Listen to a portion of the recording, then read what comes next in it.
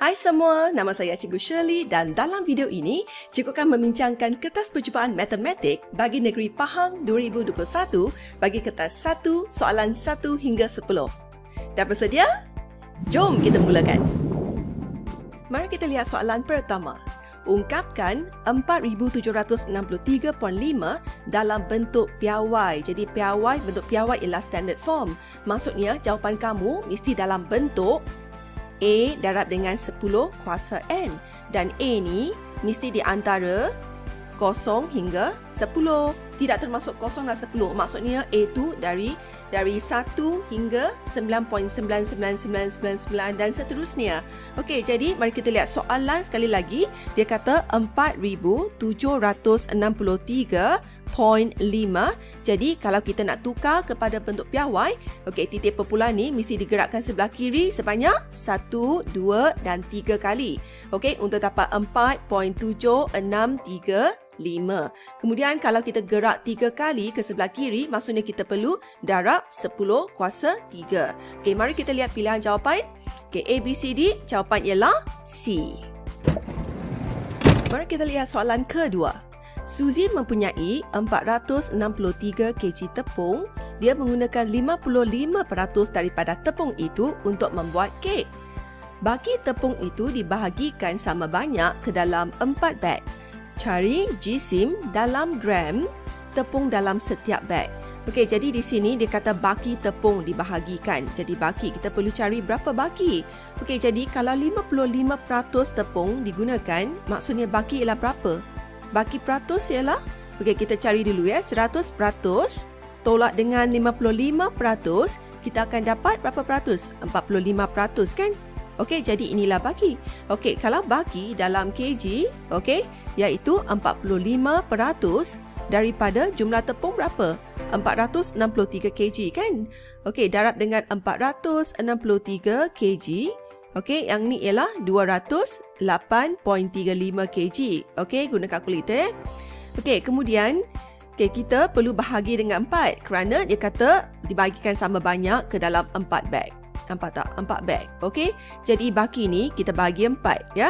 Okey, 208.35 kg kita bahagi dengan 4. Okey. Jadi kita dapat 52.0875 kg. Okey, tapi jawapan yang diberikan dalam ABCD dalam bentuk piawai. Maksudnya kita perlu tukar ni kepada bentuk piawai. Okey. Jadi ni ialah 5.20875.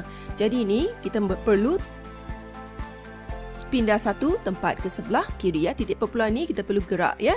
Jadi di sini darab dengan berapa? 10 kuasa 1 kan kg. Tapi dia nak dalam gram. Dalam gram, nampak tak? Gram. Maksudnya okey, kita perlu tukar. Jadi 1 kg ni okey ialah 1000 gram. Okey, jadi 1000 gram ni sebenarnya ialah 10 kuasa 3. Okey, jadi darab dengan 10 kuasa 3, okey, dalam bentuk gram. Okey, jadi di sini 5.20875, okey, darab dengan 10. Jadi ni kalau asasnya sama, kita boleh campurkan kuasa. Okey, 1 campur 3 ialah 4 gram. Okey, jadi sekarang kita lihat pilihan jawapan. A, B, C, D, jawapan ialah B. Okey, mari kita lihat soalan ketiga. Nyatakan nilai bagi digit yang bergaris dalam asas 10 bagi nombor di atas. Jadi soalan ialah 1110011 asas 2. Kalau kita nak tukar kepada asas 10, kita mesti tulis di atas 2 kuasa 0, 2 kuasa 1, 2 kuasa 2, 2 kuasa 3, 2 kuasa 4, 2 kuasa 5, 2 kuasa 6. Jadi yang digariskan ialah digit ini. Okey, jadi kalau nak tukar kepada asas 10 untuk cari nilai bagi digit ini ialah 1 darab dengan 2 kuasa 5. Jadi 2 kuasa 5 ialah 32. Okey, sekarang kita lihat pilihan jawapan. A, B, C, D. Jadi jawapan ialah B. Mari kita lihat soalan keempat. Jadi soalan ini adalah berkenaan dengan asas nombor. Okey, antara berikut yang manakah betul? Jadi di sebelah kiri diberi nombor dalam asas 10. Di sebelah kanan ialah nombor dalam asas 8. Jadi sekarang cikgu nak tukar ni ke asas 8 supaya kita boleh buat perbandingan ya. Okey, 104 asas 10 kalau kita nak tukar ke asas 8 kita perlu bahagi 8. Okey, jadi 104 bagi 8 ialah 13. Okey, 13 jadi baki ialah kosong ya. Kemudian 13 bagi 8 ialah berapa? 1 darab 8, 8. Kemudian 13 darab 8 baki ialah 5. Okey. Kemudian kita bahagi 8 lagi sekali. Okey, tak boleh bahagikan, kita tulis kosong. Jadi yang satu ni kita pindah ke bawah jadi 1. Jadi jawapan ialah 150 asas 8. Okey, jadi di sini ya 100 maksudnya ialah 104 asas 10 ialah 150 asas 8. Okey, jadi di sini, okey, dia kata 100 maksudnya ialah di sebelah kiri ni ialah 150 asas 8. Jadi, kalau dia kata, lihat A ya, dia kata kurang daripada 125, tu salah kan? Tak boleh diterima. Ini kurang daripada 135 pun salah. Ini kurang daripada 150, tak boleh kan? Sepatutnya sama dengan. Jadi, ini salah. Okey, jadi jawapan ialah D. Okey, kerana 150 asas 8, okey, adalah kurang daripada 155 asas 8. Okey, jadi ini ialah jawapannya. Mari kita lihat soalan ke-5. Di dalam sebuah tangki terdapat 40 liter larutan yang mempunyai 20% peluntur dan selebihnya air. Maksudnya 80% ialah air lah ya. Peluntur tambahan ditambah ke dalam larutan tersebut untuk menjadikannya 50% larutan peluntur. Hitung jumlah air dalam liter, jadi air ya, yang perlu ditambah untuk mengembalikan larutan itu kepada 20% larutan peluntur. Jadi ini merupakan soalan kebat ya. Jadi kita cuba buat. Okey, jadi di sini ada berapa liter larutan? 40 liter larutan. 40 liter larutan. Jadi di sini terbagi kepada dua, iaitu peluntur dan air. Jadi peluntur ni ialah 20%. Jadi air ni ialah 80%. Jadi 20% ni dia kata 40 liter air kan, larutan kan. Jadi 20% daripada 40 liter ialah berapa? 8 liter. Okey? Manakala 80% daripada 40 liter ialah berapa? 32 kan? 32 liter. Okey.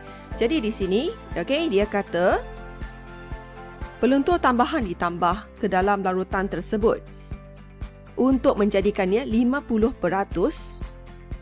larutan peluntur. Jadi di sini ialah 32 liter. Jadi kita nak ni tambah berapa untuk dapat 32 liter supaya nisbah dia ialah 50-50, 50-50%. Jadi kita perlu tambah 24 liter lagi kan untuk dapatkan 32 liter supaya ratio dia, nisbah dia ialah 30 liter juga untuk dapat 50%, 50-50. Okey, kerana dia kata menjadikannya 50% larutan peluntur. Okey, jadi di sini, okey, kemudian dia kata hitung jumlah air dalam liter yang perlu ditambah untuk mengembalikan larutan itu kepada 20% larutan peluntur. Okey, maksudnya perlu tambah berapa air lagi? Cikgu letak X ya. Okey, untuk dapatkan 20% peluntur. Okey, jadi di sini, okey, ada langkah kerja ya. Okey, 32 ialah peluntur. Okey, bahagi dengan jumlah keseluruhan. Okey, iaitu 32 ya, keseluruhan ialah ni campur ni. Okey, jadi 32 campur 32 campur X. Okey, ialah 20%. 20%. Okey, kemudian kita cuba cari nilai X. Okey, kita boleh permudahkan ni. Kosong nak kosong boleh cancel. Ni dengan ni boleh cancel juga. 1/5 ya. Okey, jadi sekarang kita cuba selesaikan. Okey, 32/64 campur dengan X. Okey, sama dengan 1/5. Okey, sekarang kita boleh buat pendaraban silang. Okey, 5 darab 32 ialah 160. Okey, sama dengan 64 campur X. Jadi untuk dapatkan X, kita tolak ya. 64 ni kita pindah ke sebelah kiri, kita tolak. Jadi X ialah 160 tolak dengan 64. Jadi kita dapat X ialah 96. Jadi ini jawapannya. Sekarang kita lihat pilihan jawapan A, B, C, D. Jawapan ialah B. Mari kita lihat soalan ke-6. Dalam darjah 1, KLM ialah garis lurus dan NKL ialah segitiga sama sisi. Jadi ni keyword ni sangat penting, equilateral triangle. Okey, jadi jumlah sudut dalam segitiga ialah 180. Kalau ketiga-tiga sisi sama panjang, maksudnya setiap sudut ialah 60, 60, 60. Okey, ni 60, ini 60 dan ini pun 60. Okey, kerana ni segitiga sama sisi. Jadi sudut bersebelahan di sini ialah berapa? 180 tolak 60 ialah 120. Okey, dan kemudian ni ialah 72 tolak dengan 60, kamu dapat 12. Okey. Jadi sekarang kita fokus segitiga ini. Okey, L, N, M ni. Okey. Jadi untuk dapatkan P ni, ya, kita guna jumlah segitiga, jumlah sudut dalam segitiga ialah 180. Okey, tolak dengan 120, tolak dengan 12. Okey, berapa ni? Jadi 180 tolak 120 kita dapat 60. Dan tolak dengan 12 ialah kita dapat 48. Jadi jawapan ialah C, 48 darjah. Okey? Mari kita lihat soalan ke-7. Rajah 2 menunjukkan sebuah pentagon sekata. Jadi pentagon ada berapa sisi? Ada 5 sisi. Okey? E, F, G, H, I. Maksudnya di sini. 1, 2, 3, 4, 5. Ini ialah pentagon. Okey, J, G, I dan IHK ialah garis lurus. Okey, jadi sudut pedalaman bagi pentagon ialah 108. Jadi bagaimana kita dapat 108? Kita guna formula N tolak 2 darab 180 darjah. Okey, bahagi dengan N. Jadi N di sini ialah 5. Kita gantikan 5 ke dalam sini, ke dalam formula. Jadi kita akan dapat 108. Okey, untuk setiap sudut pedalaman pentagon. Jadi ini ialah sudut pedalaman 108. Okey, ini pun 108. Okey, kamu perasan tak? Okey, di sini ada segitiga sama kaki. I, G, H. Jadi di sini kita boleh cari sudut di sini dan di sini. Betul tak? Okey, sama kaki kan? Kaki kedua-dua kaki itu sama. Okey, jadi untuk dapat sudut di sini, kita guna 180 tolak 108. Kemudian kita bahagi dengan 2. Okey, kita akan dapat 36 darjah. Okey, jadi ini ialah 36. Okey, jadi untuk dapatkan X, okey, kerana jumlah sudut untuk ni, nampak tak di sini? Sudut di sini ialah 108. Jadi untuk dapatkan X ni, okey, cikgu tulis di sini. X ialah 108 tolak dengan 36. Okey, jadi berapa ni? 108 tolak 36 ialah 72. Okey, 72 darjah. Okey, jadi sekarang kita perlu cari Y. Okey, untuk cari Y, kita guna segitiga I, J, K. Okey, segitiga ni. I, J, K. Okey, jumlah sudut dalam segitiga ialah 180. Jadi untuk dapat Y, kita guna 180 tolak 30, kemudian tolak 36. Okey? Kemudian kita akan dapat 114 darjah. Okey? Kemudian kita perlu cari nilai X campur Y. Jadi X campur Y ialah, okey, X ialah berapa di sini? 72. Kemudian Y ialah 114. Okey, jadi jawapan ialah 186 darjah. Jadi jawapan ialah D. Mari kita lihat soalan ke-8. Rajah 3 menunjukkan sebuah segi empat sama, square, PRTU dengan Q dan S masing-masing merupakan titik tengah bagi PR dan RT. QRS ialah sebuah sukuan bulatan, maksudnya quadrant, okey, berpusat di R dengan jejari 7 cm.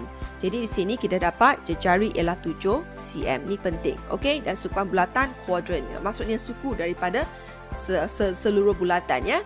Okey, jadi di sini kita perlu cari hitung perimeter bagi kawasan berlorek. Okey, maksudnya kita perlu cari panjang lengkuk ni. Okey, panjang lengkuk ni kita guna apa? Suku daripada 2 pi j, kan? Okey, jadi di sini diberi jejari ialah 7 cm. Okey, jadi kita gantikan 7 ke dalam ya. Darab 2 darab, okey, pi ialah 22 per 7. Okey, di sini dia suruh guna pi ialah 22 per 7. Okey, darab dengan jejari ialah 7. Okey, tengok mana kita boleh cancel. 7 dengan 7. Dan ni 2, ni 1, ini 1, ini 11. Okey, jadi ialah 11 cm. Okey, jadi sekarang kita lihat di sini. Kalau sini 7, Q ialah titik tengah, sini pun 7 kan? Sini pun 7. S ialah titik tengah, sini pun 7. Maka ni ialah 14, ni ialah 14. Jadi sekarang kita nak cari perimeter bagi kawasan berlorek, iaitu UP, kemudian campur dengan PQ, kemudian campur dengan panjang lengkuk ni, kemudian campur dengan ni TS, okey, kemudian campur dengan ni UT. Okey. Jadi sekarang kita cari perimeter. Okay, perimeter ialah 14 campur 14 campur 7 campur 7 campur panjang lengkuk 11. Okey, jadi kita dapat berapa? 53 cm. Okey, jadi jawapan ni ialah A. Mari kita lihat soalan ke-9. Dalam rajah 4, PQR ialah garis lurus dan QRST ialah sebuah sisi 4. Jadi di sini terdapat sebuah sisi 4 di dalam bulatan. Okey, jadi kalau ada sisi 4 di dalam bulatan, jadi kita guna hukum sisi 4 kitaran. Okey, cyclic quadrilateral, ya, di mana keempat-empat bucu ni okey menyentuh lilitan bulatan. Jadi kita boleh guna sisi 4 kitaran ataupun cyclic quadrilateral, di mana okey dua sudut bertentangan apabila kamu campur bersama ialah 180. Okey, ni campur dengan ni ialah 180. Jadi kalau kita nak cari sudut ini, okey, kita guna 180 tolak 105, kita dapat 75 darjah. Okey, jadi di sini ialah 75 darjah. Jadi sudut di sini 5x ni, okey, ialah sudut bersebelahan. Okey, jadi kita boleh guna untuk dapatkan ni, ya. Okey, 5x campur dengan 75 ialah 180 darjah. Okey, jadi di sini kita nak dapatkan x kan, cari nilai x. Soalan suruh cari nilai x di sini. Okey, jadi kita cuba selesaikan. Okey, 180 tolak 75 ialah 105. Okey. Jadi sekarang kita bahagi 5. 105 bahagi 5. Okey, kita akan dapat 21. Okey, jadi jawapannya ialah B, 21. Okey. Sebenarnya ada satu shortcut. Nak tahu tak?